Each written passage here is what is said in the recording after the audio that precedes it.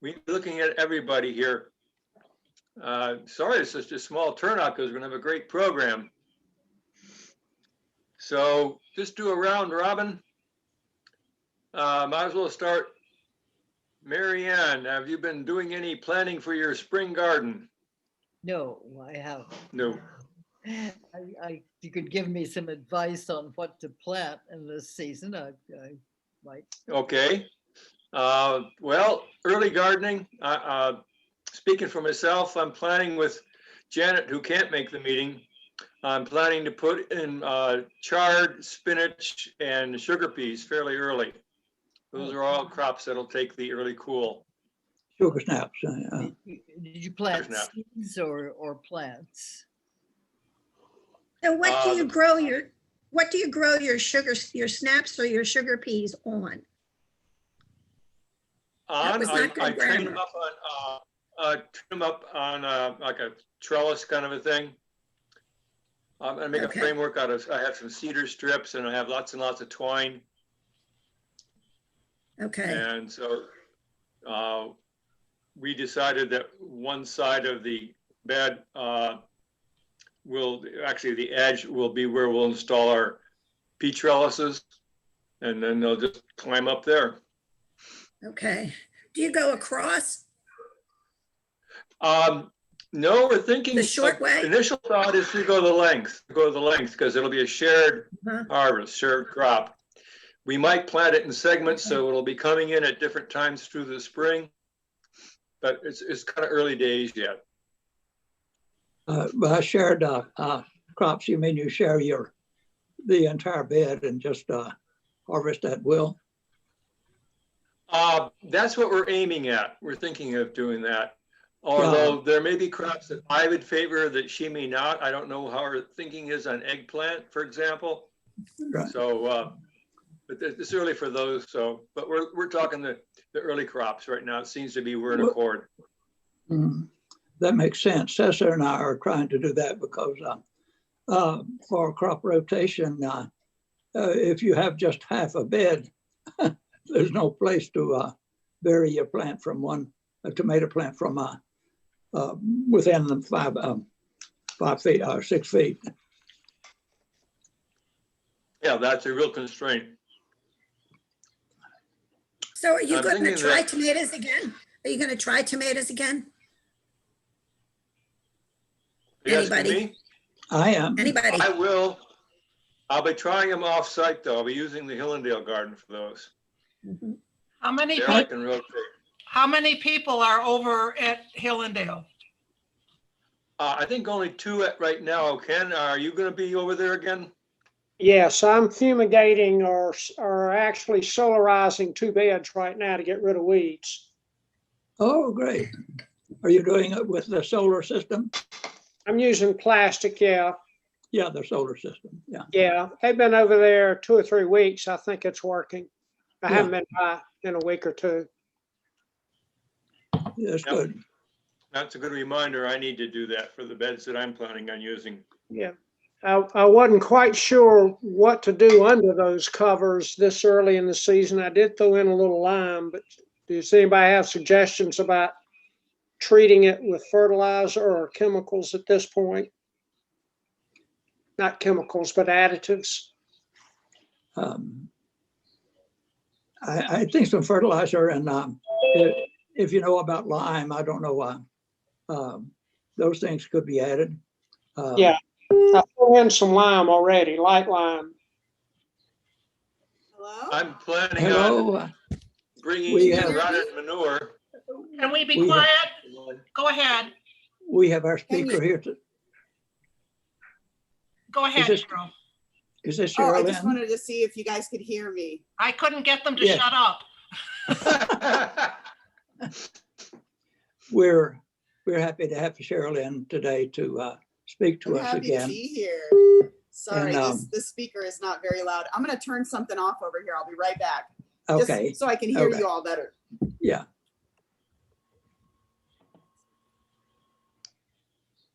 Just to stick a little bit to our, I hope everybody did get a copy of the agenda. One What are the current cash funds in our treasury? Marcia? Just a minute, I'll show you.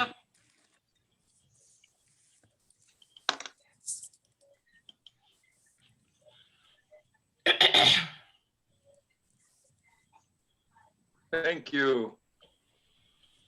So we have a reasonable amount there for chemicals or other things that can be commonly used. That's super. Yes, and I'm hoping that Cheralyn will give us some ideas of what we might want to do and maybe even think about some equipment for testing, like you can get a meter for testing pH, which was the diagnosis for Kurt's garden. So I'm hoping that we will get some suggestions on testing and also additives, but our gardens may not all be the same. So we need to know how we find out what we need. Exactly. I have a Let me, let me So, tell you about the gardens. When they were established, I did soil testing on all of them, and they were all within the parameters that were desirable. So we didn't have to do anything when we received it. It may have not have been mixed as well as it might have been, but that was about 3 years ago. So Can you do that again? some have soil samples. Cheralyn, does this look like the boxes? No, what I can do is bring some soil test boxes and forms to you. Is there a regular time that you all meet at the garden? No, we make a point of not meeting at the same time because of COVID. we still have constraints. But May not be constraints the state sees, but our company has corporate constraints, our village. But if it's just this many of us, maybe we could meet down there.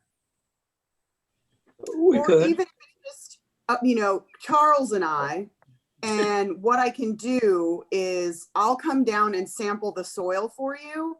Normally, we deliver to Raleigh.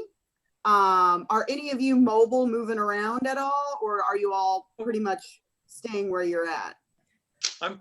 Fairly mobile. We can move Okay. around. So Cheryl, what I is can this, do, is this what it looks that's like? the one. Yeah, That's the one. yeah. Yep, that's the correct one. So, do you have the form that goes with that?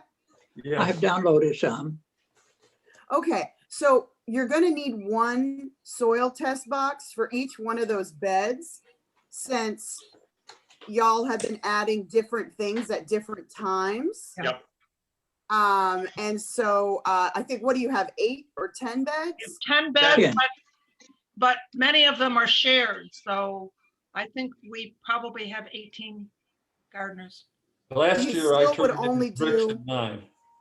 Yeah, you still would only do one box per bed, Right. because it's pretty much the same. It's not gonna matter that much from one side of a bed to the other.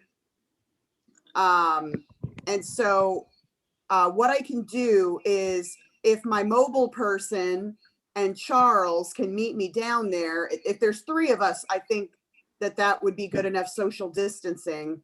I run still an outdoor program the entire time during COVID. We have masks. I always wear an N95 when I'm around people. So I can meet you down there. I can take the samples, fill out the paperwork for you, and then the mobile person can drive it down to the lab in Raleigh. Now, right now they have about an 8-week turnaround time. Wow. So even if you decide to start planting peas and whatnot now, you'll still get an idea of what, of sort of what your beds look like, even if there's something planted in them. But just word to the wise, If you wait till April, the samples are free. But if you put them in now, the samples are $4 each. And they do that because from November to April, that is the farmer time. It's free for farmers to put their samples in because, you know, they produce our food, so they get priority during this time. And then from April to November, it's free for homeowners. Since the farmers produce our food and they're a big economic engine for the state, they try to have homeowners do it during the season, and they try to have farmers do it in the off season when they have time. So Makes sense. if you all can do that, if you can afford the $4 per bed, then you would know in the next month or two what your soil looks like. And we'll look at your pH, but we'll look at some other things too.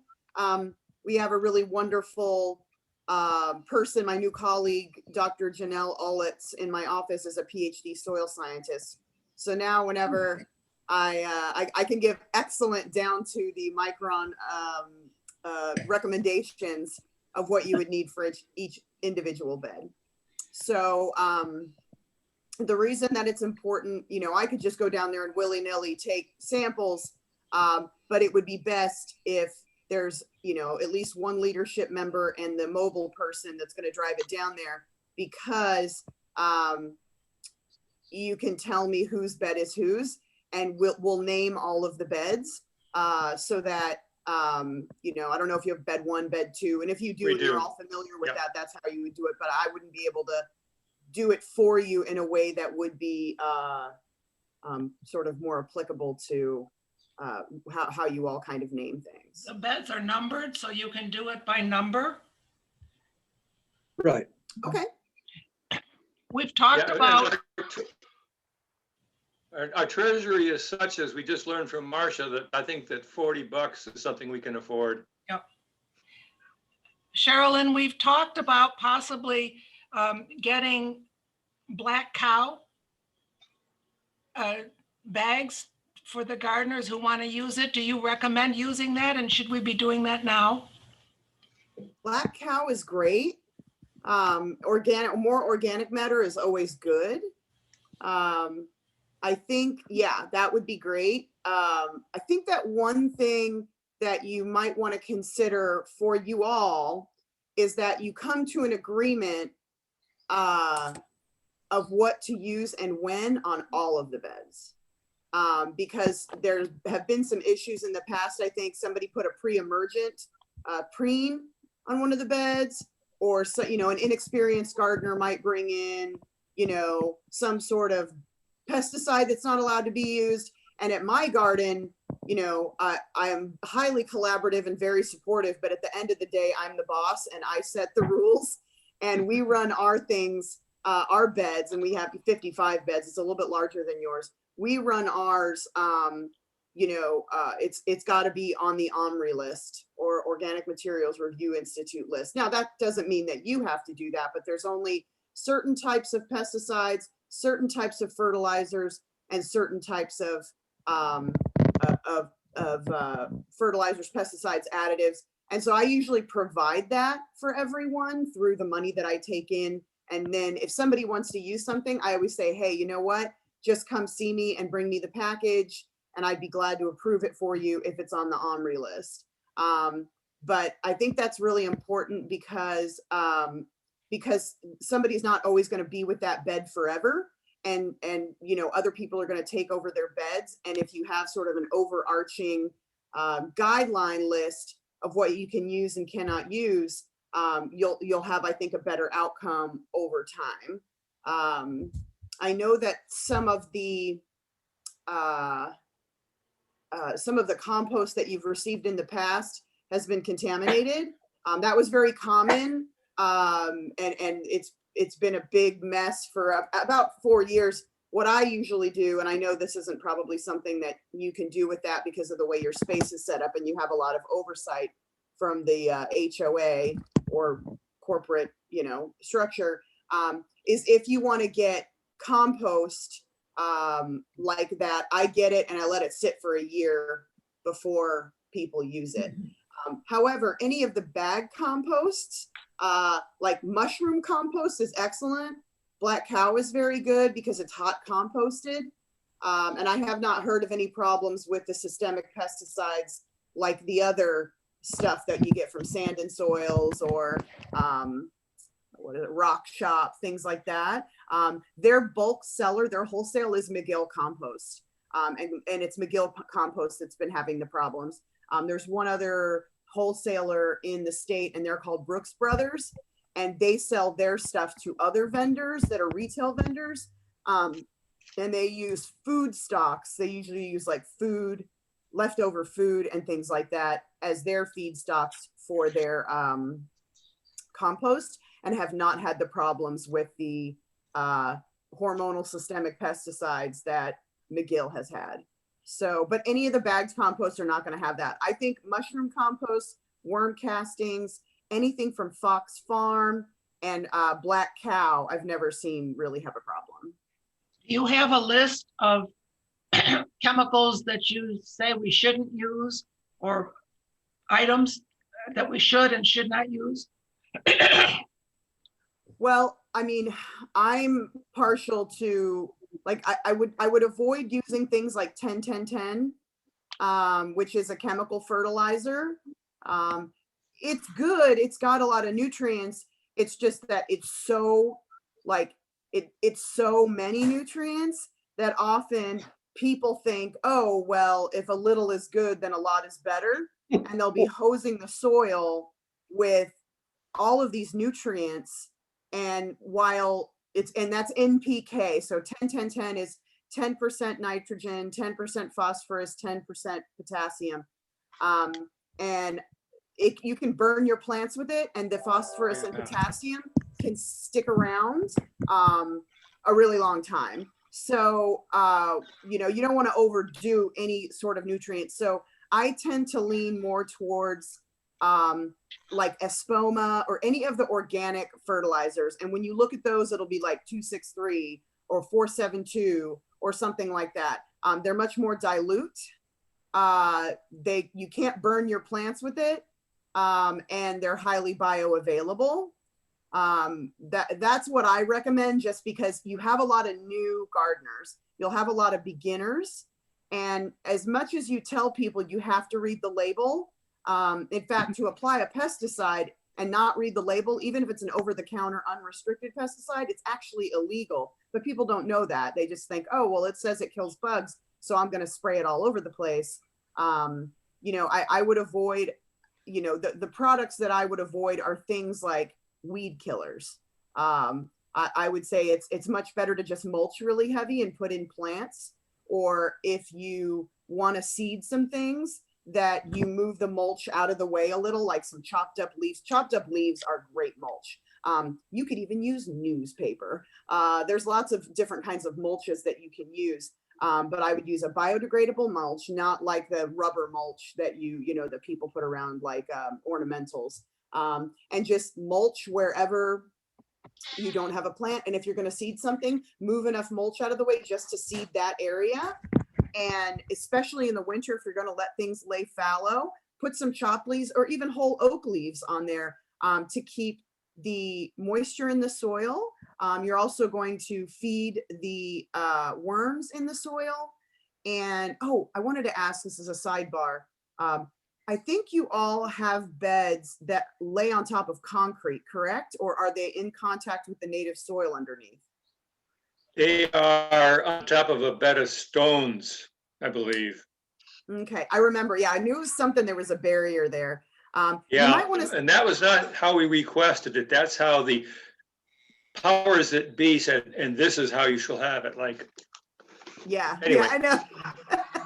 Okay, so something you might want to do is, if you guys want to go on a little excursion, I would go somewhere in the forest and find a place where there's a bunch of leaves on the soil and move that leaves out of the way and dig down and get some clumps of native soil. I would do that faster than I do black hen, because you guys are basically living on compost and topsoil with no subterranean creatures or really good microbiome in there. It's all imported.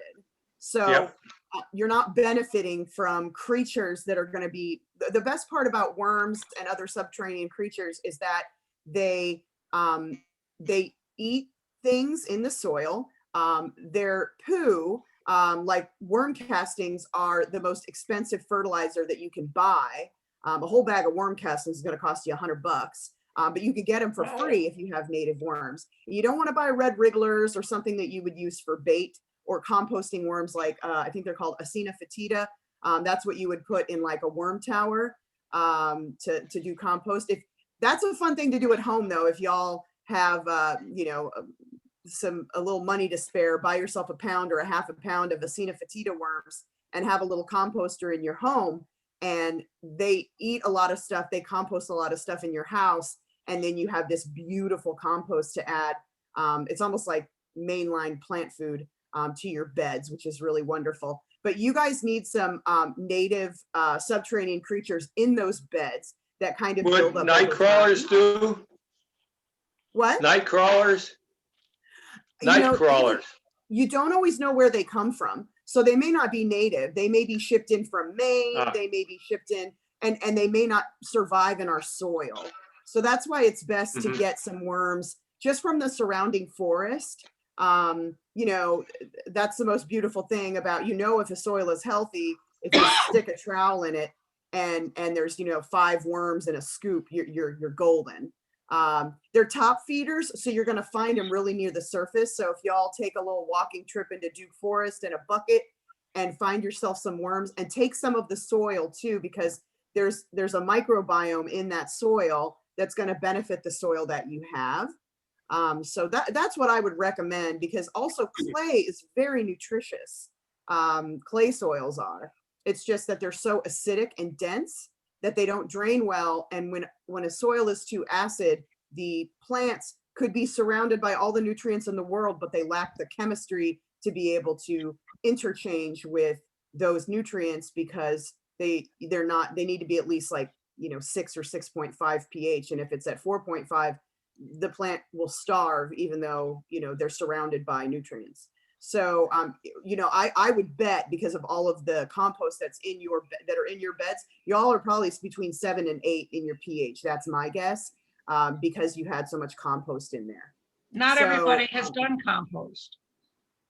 Yeah, so I think that what would be good is that, you know, you guys are all individuals and you can plant what you want to in your beds, but I think that if y'all have more of a collaborative and team-like approach to how you're treating the soil, especially because you're not in contact with the native soil, that there need to be some guidelines surrounding that, so that you don't have somebody just willy-nilly dump something on the soil and then you have to pull out all that soil and replace it, or at least a good amount of it. I mean, fortunately, the pesticides that are available over the counter do not have a lot of persistence in the environment. They break down quickly, you know, but you never know what people can get their hands on. And so, and whether that's you up the price of the garden $10 a year and then you buy all the stuff that people can use, that's what I do. Because then I know if I have a newbie, they're not going to think that they can go and buy whatever they want and then just put it on their garden. So that's what I would recommend for the community part. I mean, you're going to have some people that are going to want to do what they want to do, but then they need to bring it to the group and talk about it. You can't do everything by consensus. You should be able to plant what you want to plant. But when it comes to things like, you know, soil additives, things like that, the soil is the most important thing in that garden besides the community that surrounds it. So you really have to take care of that, and then the plants can take care of themselves. But every year the soil, there needs to be sort of a plan for the soil, and that needs to be more of a collaborative plan. Whereas like people can plant what they want to, but the soil needs to be taken care of, especially because in a community garden, it's not like a farm or even your backyard garden, where like my backyard garden's huge. I have 3 massive beds. And I you know, I know to plant Solanaceae in one bed, and then, you know, brassicas in another bed, and they rotate every year so that I'm not planting the same things again and again and again. But at the garden, at the community garden, I can't tell people, hey, this year we're not planting tomatoes in any of the beds. They would quit. There'd be mutiny, you know? So we have to do a lot of cultural processes to keep certain plants from getting sick, because the same plants are planted again and again and again in those beds year after year. And that's not a good cultural practice for gardening, but it's the cultural practice for the people. So it's like, I have to weigh, the importance of the people to me is the most important part of the garden. Really, a community garden is 80% people, 20% garden. But Cheralyn, before we get Yeah. too far away from the soils and everything else, which I think you're drifting away from that, we've had several opportunities, and there's another one on the horizon, to go out and get some very well rotted horse manure from a stables that does not use any pesticides on their hay. but they eat alfalfa, and you're going to be pulling alfalfa out of there. And if it's hot composted, you can do it. If it is just passive composted, set out there, you're going to be pulling alfalfa out of that for the next 10 years. I've not pulled alfalfa from any of my garden beds, and I've been using that product for 2 years now. If you can roll the dice on it, but usually if it's a manure that hasn't been hot composted, I don't mess with it unless it's like rabbit. Rabbit is great. Worm is great. Yeah. Yeah. But if it's horse, and it also sometimes it can be real salty manure as well, because a lot of times they'll be, especially during a hot summer, they're taking in a lot of salt, their salt lick and things like that. So horse manure is a crapshoot. So if you're doing it on your bed and it works for you, it works for you. But I will not go and pick up horse poop and put it on a bed unless I can hot compost it. I do have one lady who does hot composting for us, and if she requests some manure, I go get it for her. But I that is the least out of all of them. I would sooner take chicken poo and compost it. You don't even have to hot compost it, because a ruminant, if they eat seeds, it's going to pass right through their body. So and if maybe you're getting some that aren't eating alfalfa and they're just eating hay. But if it's like a prized horse, if it's like you go to like a really nice horse stable, they feed pretty alfalfa. Okay, well, Anyway. I'm telling you, it's a crapshoot. You are rolling the dice. I'm letting you know. That's a question. So, Forewarned is forearmed. Next thing, Milorganite. no. Thumbs So up. the lady raised her hand. Before you leave that, how many buckets of that native soil with worms do you need to put on our beds? And do you just dump it on? I would dump it on and comb it in a little, Uh-huh. I would do, but your goal is to get the worms out of there too. Like you want, if you got like a half to a full 5-gallon bucket per bed, you'd be good. Okay. So yeah, because you want that, like, I wouldn't keep, you guys have, the reason that you put compost on things is to up the organic matter.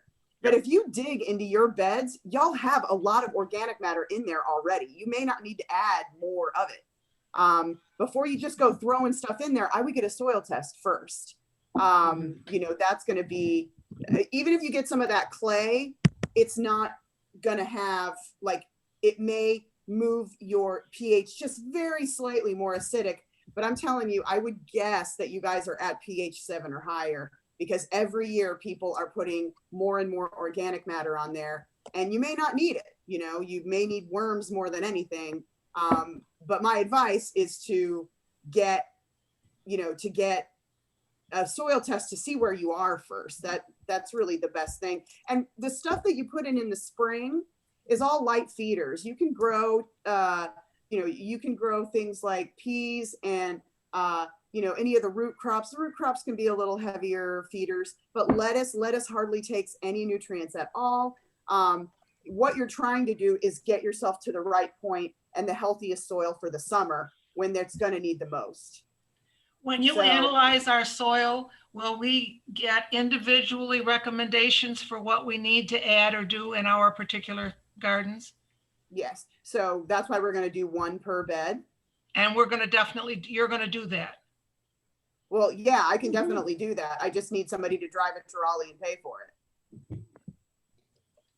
Somebody has to go to Raleigh to pay for it? They have to go and drop it off and pay for it. Yeah. Normally during April to November, we will do that for you because you don't have to pay for it and we have somebody deliver them weekly. but now that they're, during the time that they take payments, we just send people down there and they can take all of them, and you just drive around the back of the building, drop them off, pay them through a window, and you drive away. But you said you were going to send somebody here. If we give Charles the money to give to the person that collects it, does that take care of that? No, I won't deliver it for you. I'll be the one collecting it. I'll be giving you the soil boxes with your filled out forms. You guys have the money and you bring it down there. Okay. So let's start with you collecting it, and then we'll take it over there. Yep, Okay. sounds like a plan. Oh, I don't mind driving it down there. So Okay. I'll be Thanks, glad to, Elaine. I'll be glad to drive it down there if you tell me where it is.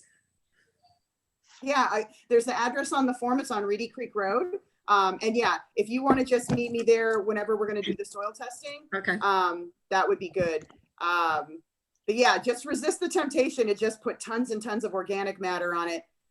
Because I think 3 years ago when you guys put the beds in, it was like half topsoil, half compost is what you put in there, correct? That was what was put in for us. Yeah. Yeah. And then we did the soil test then, right, Charles? I did for Okay. every bed. Do you remember what approximately the pH was in that? Yes, it was around the 6.5, and it could vary very little from bed to bed. Yeah, 6.5 is kind of ideal for vegetables. But there's been a lot of organic matter added since then.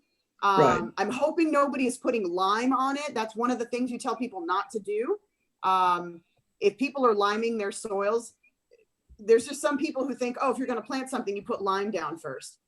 And you'll make it so alkaline that it's very difficult to bring it back. You'll have to remove some of the soil and replace it. So these are the things that between your people, you have to make some guidelines, because if you have inexperienced people, they're going to put whatever on there, and then you're going to ruin that garden bed. My haven't understanding is that you told one of our gardeners that his specific problem was he needed to add dolomite lime to his garden. No, I never, if there wasn't a soil test, It I wasn't wouldn't tell soil anybody to test. add lime. It If there was a wasn't soil test and it was, and if it was a soil test and the soil science recommended it, we calculated it for him. But I would never willy-nilly under any circumstances tell people to just throw lime on soils. So if there is a particular gardener, I can look up their soil test. And if there was a recommendation of adding lime, then I may have calculated it for him. But I, under no circumstances, unless the soil lab says it, I don't recommend it. No, it was your recommendation. After testing his soil, I have your email in front of me. Okay, so then his soil test had a recommendation. Yeah. That was not my recommendation. That was the soil lab's I'm recommendation. sorry. Yeah. No, it's fine. I'm just letting you know that people think that they can just throw lime on stuff. And then like sometimes you go and test somebody's soil. They're wondering why their grass doesn't grow and they're at pH 8.2. And it's because every year they would go out and throw down lime and they throw down seeds. And it doesn't work like that. So yeah, if there was a recommendation of lime, we calculated it for his area, but that was it. Yeah. One thing I haven't seen any case of a blossom end rot at all in any of the beds. And Last August, I had a soil test done on the box number 3, and the pH level was 5.7. So that Wow. needs lime. So that would have been, they would have recommended a certain amount of lime. Yes. And we would test it. We would have calculated exactly how much you needed for that area. Because they Yeah, give and you it like says- per acre or per 1,000 feet, and you have like That was- 32 feet of space. So It was yeah, not- you would definitely need it. Yeah, it was 90 pounds per 1,000 square feet. Yeah. And we did put some lime on it, but that was That's after the great. growing season was, pretty well done. But that's what this all said at that time, and it gave a fertilizer, NPK fertilizer recommendation was 15,014. That means you had enough phosphorus in your soil for growing. Right, and that's what we did to it. So I don't know what it'd be interesting to see what it shows this time. Yeah, how it's changed. And that's kind of good to do. Like I test my soil every year because especially if you added lime or something, you have an arc of data. So usually blossom end rot is only caused by two things. Well, it's only really one thing, and that's lack of calcium. But you can have calcium all around. Like for instance, your bed, you may get blossom end rot because even though our soils, our native soils, are very rich in calcium, if they're pH 5.5, they can't uptake the calcium. They can't exchange those ions or cations. So because of that, you might end up with blossom end rot where everybody else is fine. So so I think this is once we get eggshells. I turned a lot of eggshells and crunched them all up and put them in December. Yeah, eggshells And are I turned them good. into the ground. Coffee grounds are good for nitrogen.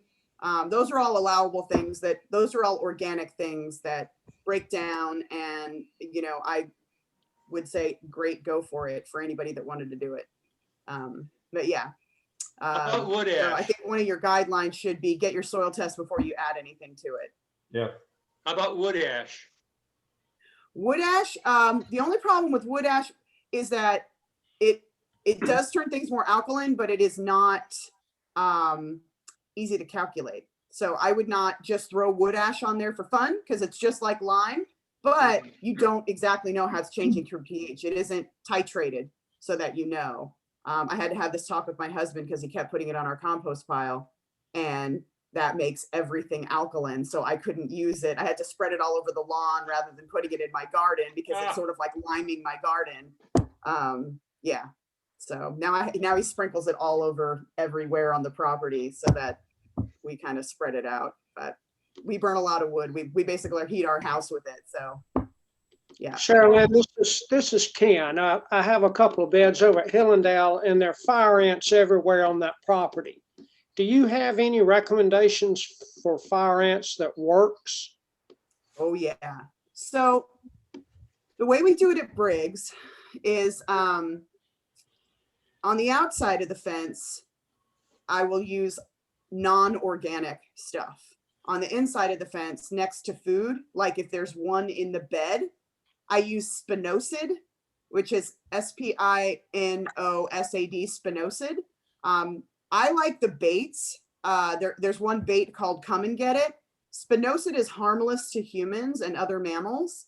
And you read the label. Everybody read the label. Always read the label, whether it's a pesticide or a soil additive or fertilizer. But the way that you use the spinosad baits is if there's a mound, in your bed here, you draw an imaginary 3-foot circle around that just with your mind and sprinkle this stuff really lightly around, because the ants aren't just coming out that middle way. They're coming out in all of these other little areas, and they come up and they grab that and they bring it down and they feed it to the queen. Now you have to do it a few different times in order for it to kill them. So normally, like what we do is we have a little mailbox that has orange flags in it. So if somebody sticks an orange flag in that and treats it, when I come in and I look around, it's always, spring to summer, I look around, and if I see any of those flags, I treat them again, so that whoever's there, they know, okay, I'm going to look for all the orange flags and treat all of them. Or so then they can also take the little flag and stir it around. And if the ants come boiling out, they're not dead yet. So Okay. that's how we do it on the inside. And that's like I'm talking about 80% people, 20% garden. It's how everybody takes care of each other. And so, people know to look around and treat those as a community participatory act. Now on the outside of the fence, I use something, and I would never use this near food, and it's called Surrender. You can get it at Stone Brothers. It is the nastiest stuff. And I would only assign 1 or 2 people to use this stuff that know what they're doing, because it will take your breath away. The smell is so bad, and it's this fine powder, and you do not want anybody breathing it in. So there's only 3 people at our garden, myself and 2 of my best volunteers, that even have access to this stuff. It's not a restricted use pesticide. You don't need a license to use it, but it is nasty, and it's a one-hit wonder. You put a half a teaspoon on the top of a huge mound, and that thing is gone in like 24 hours, but you just can't use it by food. It's just the nastiest stuff. It's like a nerve agent or something. It's like a derivative of some nerve agent. It's nasty. Okay. But Are it they- works really well. Are both spinosad and surrender temperature controlled? In other words, can we use it now or do we need to wait till summer? You can use it now. Yep, it's not temperature controlled. You can use it anytime. Okay, thank you. Yeah. Does orange oil work? Oh, you know, with orange oil, you'd have to use a whole lot of it. And sorry about this going on here, my technical difficulties. You would have to use a whole lot of it. And you know, those little like sprays that you get for $10, like they're just not as effective. What I have seen people do, if you have like a steam cleaner, it's like a pressure washer, but that blows like boiling hot water, which not that many people have that, but if people have access to that, that works really well. You stick it in the top and you just blow boiling water in there for 10 minutes. That does work. Some people will do like orange oil in a drench, but it isn't really the orange oil that kills the ants. It's the boiling hot water. So, and a lot of times if you dump boiling hot water on a mound, it to the other side of the yard. So you just have to be really vigilant and on top of it. The spinosad is a much better organic, harmless way to do things because you don't have to worry about carrying buckets of boiling hot water, which can be dangerous to you. So really, if you're looking for something that's safe for the environment and safe for the people around, the spinosad works really well. They do have a spray that you can use a drench with spinosad, but I just use the baits because it's passive. You sprinkle it on there, you come back in a week, sprinkle it again, or in a couple of days and sprinkle it again, and it will eventually die. How do you spell this, that thing, spinosis or? SPINOSAD, spinosad. There's a product called Come and Get It, and that's the bait that I use the most. It's pricey. It's like $21 for a 1 pound bag. But if it's around your bed, it's definitely worth it. And if you usually like, especially at Briggs, the garden, they like it high and dry. That's a lot of times why you won't find them in wet areas. You'll find them in a raised garden bed because if it's wet around it, they can make their hill in a raised garden bed and it drains well. So where they usually start, like if you can find out where they're coming in, because they don't magically just all pop up at the same time. They usually start in an area and they move, towards wherever they're going. And so if you can figure out, if you start knocking them out as soon as they show up, especially if they're farther away from the food and you can use that surrender stuff, it keeps them from moving in and setting up shop. Most of them come in through expansion joints in the concrete. Yeah, that's awful. Do you have any thoughts about using either neem oil or 7? Yeah, so 7 I usually don't allow in the garden because it can be detrimental to pollinators and it's not on the organic list. It is effective though. People use it and there's nothing wrong with it. Like if you want to put it on your tomatoes in the summer for the hornworms, that's effective. And I don't mind using 7 or that people use 7 on things that pollinators don't get on. Because bees, if you're puffing 7 all over a plant and a bee is required to pollinate it to make fruit, which tomatoes don't require that. You can tap on them and they'll pollinate themselves. If something requires a bee, I would not shake 7 all over it because you're just going to kill the pollinators that land on it. But neem oil is really great. It's actually edible, even though it doesn't taste to me very good. It is antifungal, antibacterial, and chewing pests and sucking pests hate it too. So a lot of times I will make like if there's thrips or aphids that are sucking on the bottom of a leaf, like if you come up to a leaf and it starts to look kind of curly and weird and like look underneath it because you'll think what's wrong with it, and then I say look underneath. And if you can't tell what it is, you can always take a picture with your phone. And then on the picture, you can focus in so you can see what exactly is on there. Anything that's on the underside of a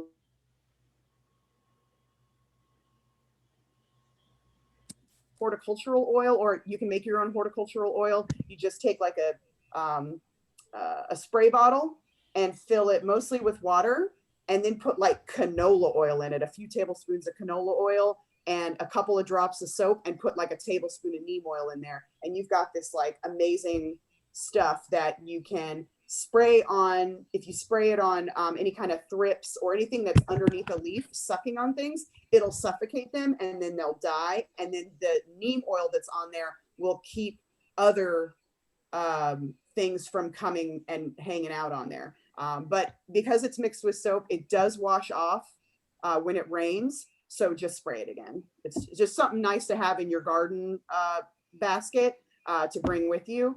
I usually only make my own horticultural oil if I see something that needs to go.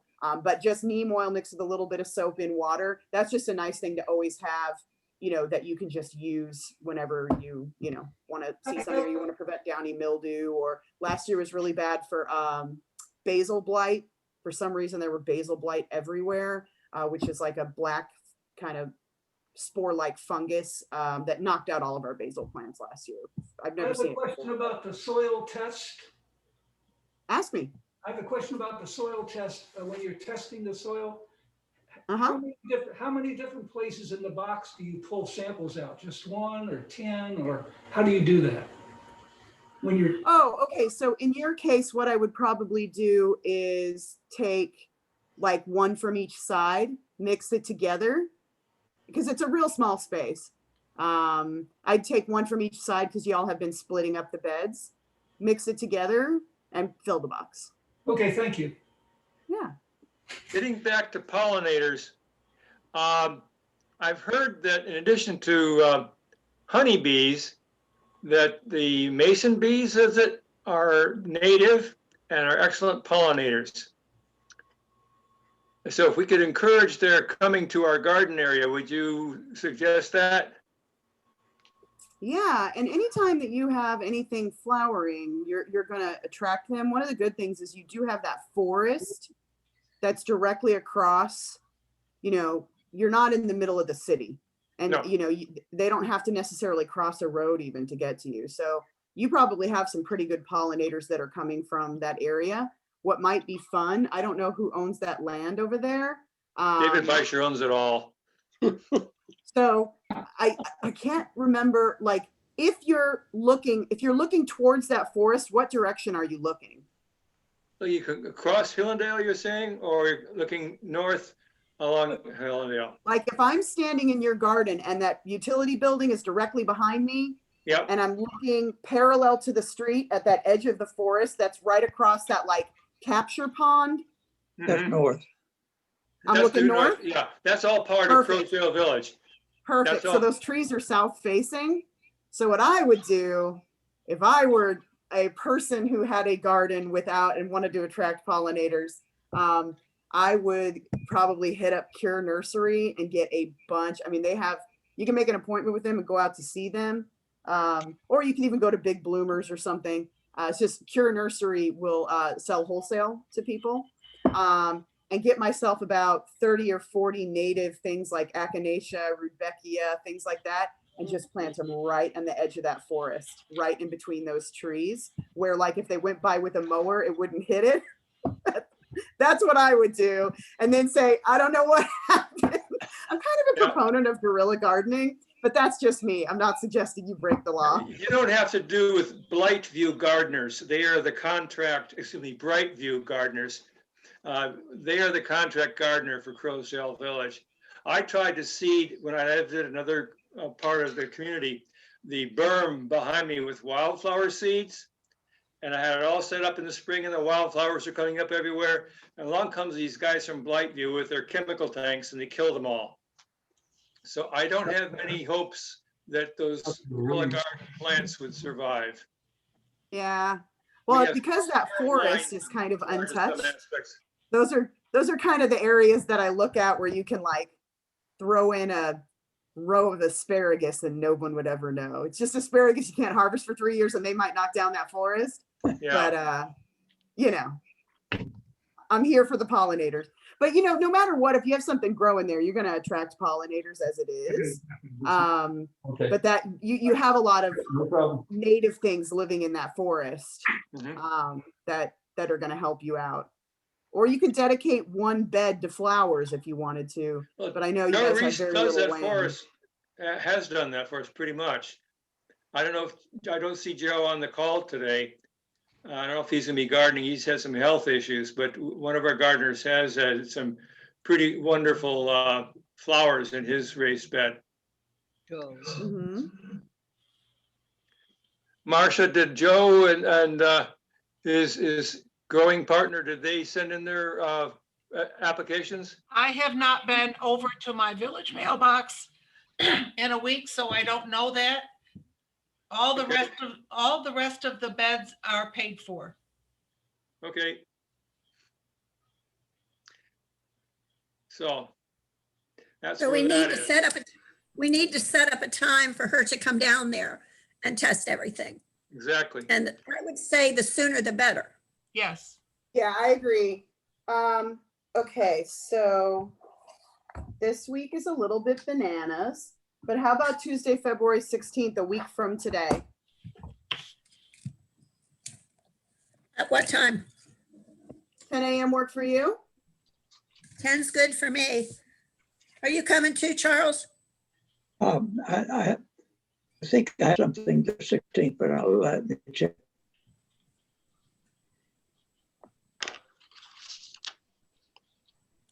I have something going on, but I don't know about the other person in bed 10. I'll see if Janet's available. So someone has to be there for each bed. Is that- I can No, be I don't there. think somebody has to be there from each bed, do you? I don't think so. Uh-huh. No, it'll no. be fine if there's just like the person who's going to be mobile and maybe just one like Charles or 2 or 3 people is fine. Yeah. Charles can't be there and I can't be there. I need to make arrangements, Elaine, to get the I money. can to be you. there. I can be there, but Sounds like we'll have a Great, that's sufficiency of perfect. people there. Now, last year, check me if I'm wrong, Cheralyn, did you bring us some seeds? I think I did. I had a million different kinds of seeds last year. This year I have a little bit of a shortage. I do have like a little bit of because there's a national seed shortage. And at the beginning of COVID, I had about 85 families come to me and want a garden at Briggs, and I had to turn them all away. But the way that I said yes while saying no is gave them compost, seeds, directions, technical support, and they started gardens at their house. And some of them I gave them pots because I got a bunch of that stuff donated.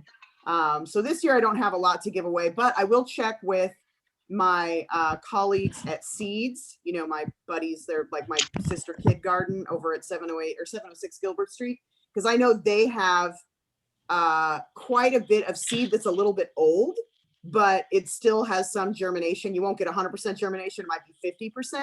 But if you would like some of those seeds, I could definitely bring you just a box of seeds to check out. I would not refuse them. Okay. I will get a hold of them this week then. I would like to see, I would like to see if you could you could have 2 or 3 visitors from our group to visit Briggs Garden sometime.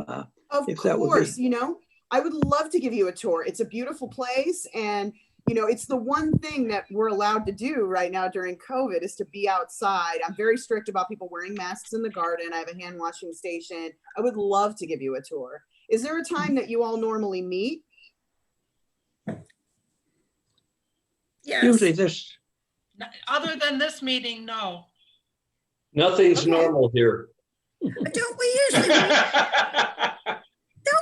meet the second Tuesday? Yes. Yeah, so that's a but regular. are you But on normally there on Zoom, we don't Friday? meet in person. Right. So Cheralyn, are normally used- on Fridays and Saturdays, every Friday and Saturday, unless it is absolutely like lightning pouring, even if it's just raining, we're out there.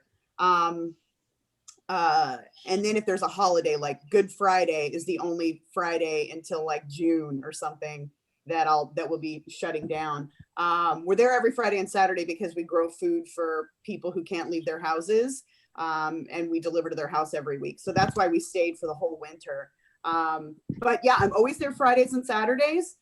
Normally what I would do is if y'all wanted a tour, I would have you come in the afternoon. That way you would have my undivided attention. On Friday mornings and Saturday mornings, I have a bunch of volunteers there and I would be interrupted constantly with, them needing me, which is fine. But I would rather that it be maybe like a Friday afternoon, if that works for you, just so that, if there's 3 or 10 of you and you have questions, I would just be there for you. Where on Briggs? Where is it on Briggs? It is 1314 South Briggs Avenue. So it is, I think, about a 10 or 12 minute drive from your properties. Is it open if we just come individually to walk around, or is that a problem? Well, it's locked when we're not there. Okay. So you can go, but you wouldn't get like the full nickel tour. Okay. But yeah, you're welcome to drive by there anytime. Is but it it's better kind of to- nice to, huh? Is it better to park across the street, or is it all right to park along the side of the road? Park along the side, it's safer. On Saturdays, we're allowed to park across the street. Those are our buddies across the street, but Okay. you can, because there's so few of you. But parking along the road is fine. The bus driver does, the city bus doesn't mind that we block basically the bus lane or the bike lane because we're public service. So when are yeah, we so let me meeting? know on a Down at the Friday. garden? When are we I'm sorry? meeting down at the garden? When are we Yeah, meeting down at our garden? I'm going to meet you at your garden this coming Tuesday, Okay. At 10 o'clock. February 16th at 10 o'clock Okay. to take your soil test. And if any of you have any questions or anything, I'll be there. So I'll take the soil samples, but I'll leave some time for you all to ask any questions that you like. And then if you want to come tour Briggs, I don't know if you just want to work with your group and pick a Friday afternoon, or like this coming, like Friday, February 19th, I don't have anything in the afternoon. And February 26th afternoon is also open.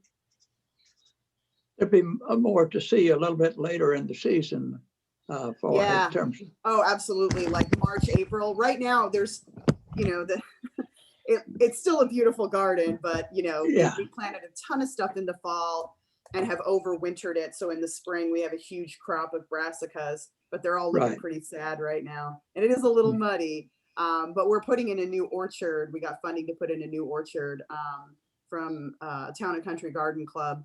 And we have my last delivery of trees. I have probably 60 trees that are supposed to go in, but they're living in front of my house right now because the soil is so wet.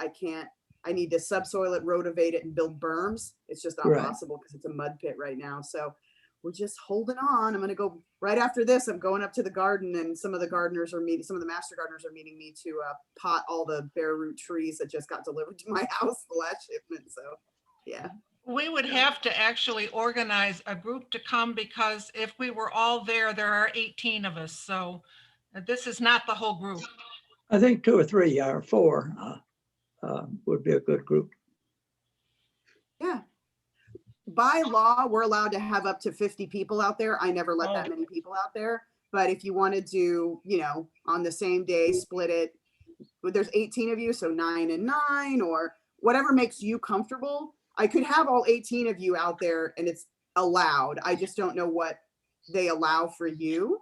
I'm getting my last vaccination today because I'm classified 1B. So no, not today, Wednesday. So I'll be vaccinated so that I can, since I'm always around people outside. So thankfully, I don't feel comfortable being inside with people, but I host And groups we'll be outside all the time. vaccinated too. We'll also be vaccinated. Awesome. We're If you're getting all our vaccinated, Yeah, we'll all be 18 of vaccinated. you could come out at Yeah. the same time if you want. It's Right, whatever we'll you're all be comfortable safe. with. So I'm so happy you guys are vaccinated. Oh, that's so great. That makes me so happy. Oh, there's a light at the end of the tunnel, everyone. Yeah, you just decide a Friday afternoon, and we can pick one and then pick a rain date. And, you know, if you want to come out sooner rather than later, or if you want to come out later, or you want to do both, I'm happy with any of that. Because we also have a greenhouse that's kind of cool to check out too, so. Okay, Oh, just to let you know, I'm sorry, what? You. I don't want to take up any more of your time. If you have other things on your agenda, I'm kind of being moderator here. Do we have any last questions for Cheralyn? Do you have any last comments? We Do you thank have very much a, for your- can you send out the resistance code for cucumbers? I had that and I sent it out, but I can't find where it was. I also sent out the disease resistance for tomatoes to most of you, but I would like to see that resistance code for cucumbers if you happen to have that. Resistance code. Yeah, for disease resistance. I've never heard of that resistance code. I will send you a picture of it from the Park Seed Catalog. Oh, you mean like whatever? The different initials? mildews. The Initials. different. Yeah, the initials that tell you like VFR, Exactly. blah, blah, blah. Right, yeah. Because Okay. I think it's important to focus on that. It doesn't mean our plants won't have the disease, but it's a good idea to plant a resistance plants that are resistant. Yeah. Some of the ones like the downy mildew resistant stuff, if you go to either Barnes or Stone Brothers and Bird in downtown Durham, they have Wyatt Quarles seeds in bulk. They're real cheap seeds. Right. And they're like bulletproof varieties. Most of those, especially the, because they do like Carolina, Ashley, they have 4 or 5 different kinds of cucumbers. And because that bulk seed is primarily marketed towards farmers, they have a lot of disease resistance. Good. Good. But yeah, I'll look those up. Mm-hmm. Very good. What is the pros and cons on Miracle Grow? Well, it's fertilizer. So Miracle Grow is just a brand name. So you can get Miracle Grow soil, Miracle Grow, you know, all of that. Miracle Grow also has an organic fertilizer, but they also have chemical fertilizer. Yeah. So you just have to be careful, because if you have a 10-10-10, which is the most common, and you're just dumping it on there without really knowing what plants need. If you already have plenty of nitrogen and you just dump 10-10-10 on things, you know, you're going to end up with, let's say, if you over fertilize your tomatoes, you'll end up with gorgeous foliage and no fruit. No fruit, yeah. You know, so it's really depending on what you're trying to emphasize to grow. Also, because we're Americans, we think if a little is good, a lot is better. And you can actually burn your plants with chemical fertilizer, where organic fertilizers, you really can't, because they come from things like bone meal, blood meal, things like that. They're byproducts of the meat industry. They break down a little slower. And it's very difficult to burn plants with organic fertilizer. And Miracle Grow has organic fertilizer as well. So, you know, with Miracle Grow, like if you know what you're doing, a 10-10-10 is fine. But again, you're going to be able to tell through your soil test what you already have in your soil. So if, you know, they don't tell you how much nitrogen to add, because nitrogen doesn't stick around in the soil very long. But if you have tons of phosphorus and potassium, those take longer to break down. They don't break down, but they take longer to be uptaken by plants. And so if you already have plenty of P and K, you don't want to just take a 10-10-10 and dump it all over everything. I would wait to fertilize until unless you fertilize very lightly. In the spring, that's fine. Just a little bit of organic fertilizer is fine. But when you really need to fertilize is right before the summer, because anything that creates a fruit, anything with seeds inside of it, botanically a fruit, not USDA fruit. So like peppers, tomatoes, cucumbers, all the things we love in the summer that create a fruit, those are very heavy feeders, because anything that makes a fruit, that's the most expensive thing that a plant can make. And you need a lot more nutrients for that. But by then we'll have your soil test and it'll tell you exactly what you need to add. And then kind of at what interval we can look at the interval on the bag of fertilizer that you're adding. And then you're going to have a much better season, because you're going to be fertilizing, on the regular, rather than just randomly doing it. Okay. We have a beauty shop here that produce, and they sweep up a good bit of hair. Also, we have a dining hall that brews a lot of coffee and produce coffee grounds. I have been applying both to my soil, but I don't know whether anybody else wants to use that. What's the best way to, should I work the hair into the soil? I imagine it would be some slow release nitrogen for the next 50 years. It will. I would not just put it on the surface of the soil, because it's hair and you don't know where it comes from and there's staph all over our bodies. I would bury it. Right. So I wouldn't use a ton. I would, give yourself like 6 inches and a thin layer of it, bury it. That's going to be your Right. best deal. I wouldn't just put it on the surface and wash your hands after, just because, a staph infection is a real deal. So, but Right. anything that's on there, there's going to be so many soil microbes, they're going to overwhelm any kind of staph that you would have on there. I think coffee grounds are an excellent soil additive. Just be careful, add it in small amounts and comb it into the soil, kind of like you would with the hair. You can actually just comb it into the surface, but a lot of times people will take those coffee grounds and lay them down and make like a thick layer of them. And the problem with that is they dry and then they're hydrophobic. They won't let water through them. So just make sure that you kind of mix them in with the soil so they have a way to break down.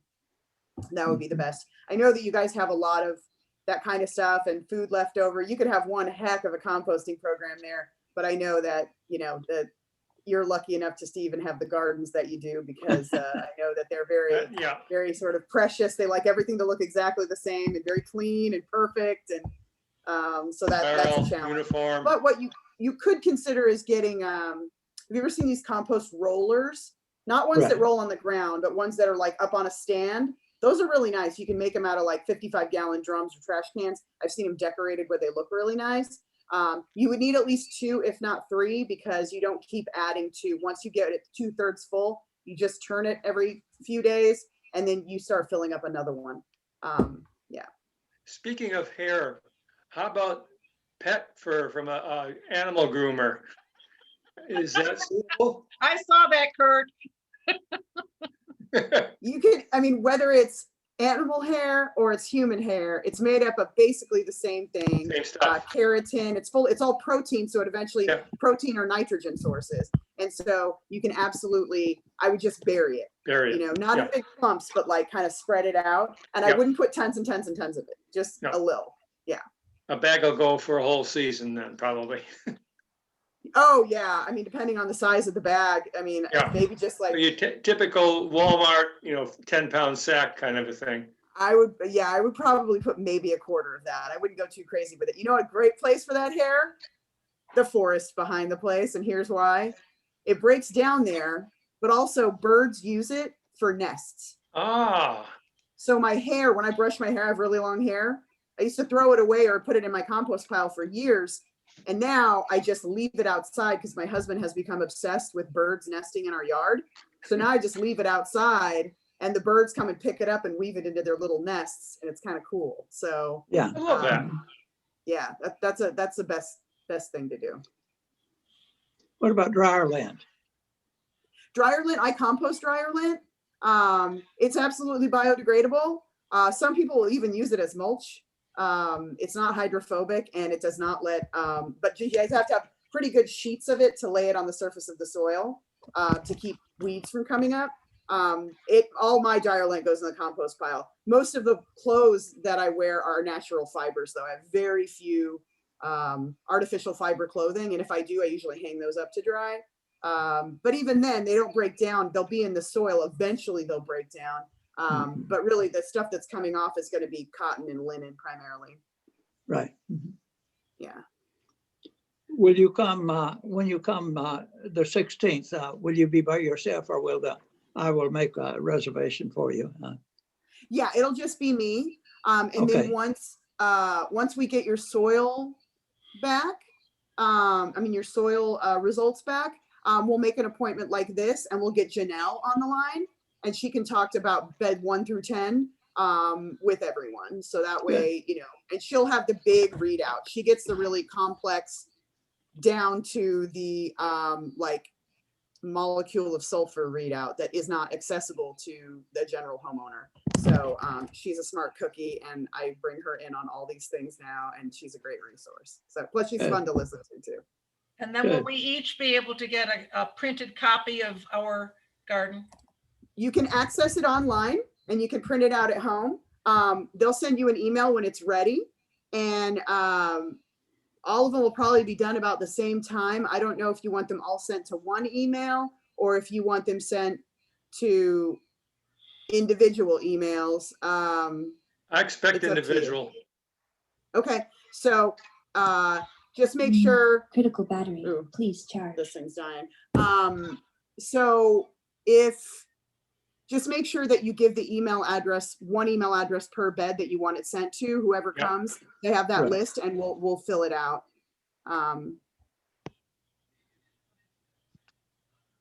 Good.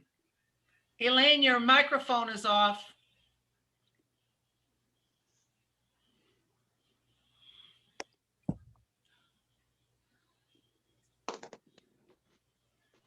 Okay, I'm sorry.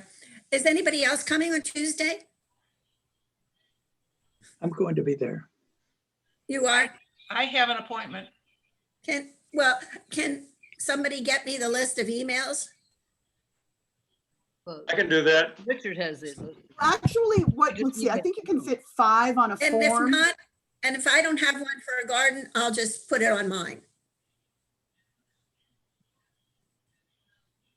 Yeah, the form I have shows that you could put 6 on one form. Yeah, so you know what? Why don't we have it sent to one central email and then somebody have the email list and send it out to everyone. That would be actually easier for the lab as well because they'd only have to enter in one form. If everybody wants their individual one, then we'll have 10 separate forms for 10 separate samples. As long as they're numbered, we would know which was which. Okay. Yeah, and then the person that gets the email, you'll send it out to everyone. Right. That sounds like a committee chair responsibility. I'm the committee chair. All right, then. I think you can handle it. I think I can handle it. I'll provide the, see, Elaine, you're going to be there? I'm going to be there, but I have your email. You have it. Okay, so then we're good to go. Yeah. Okay. Okay. Any other questions, comments, concerns? You have been great. Thank you so much. Of course, no problem. Really I appreciate love helping this. you guys. Just to let you know, we are having a fundraising plant sale the last weekend in April at Briggs.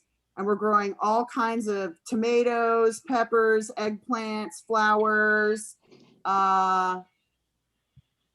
herbs. So if you want to come, it's going to be, let me get you the date. And it's first come, first serve. So get there early, you early birds. The reason that we're having it so late is that tomatoes do best when you plant them like the first weekend in May. Some people will try mid-April and the soil is not, and peppers too. Peppers hate it when they're planted in cold soil. So Saturday, April 24th.